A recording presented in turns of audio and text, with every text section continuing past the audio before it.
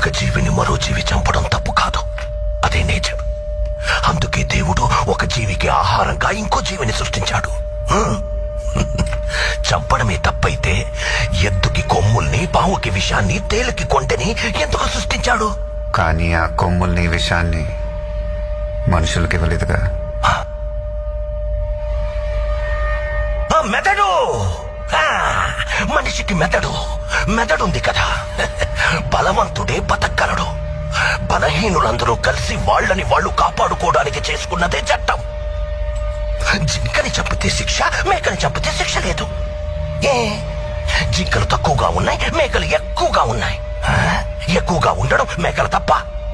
ఈ భూమి మీద మేకల కంటే ఎక్కువగా మనుషులున్నారు. వాళ్ళని చంపితే తప్పేంటే? భయం. అది పుట్టించిందెవరు? మేము. కానీ భయం అంటే ఎటో మాకు తెలీదు.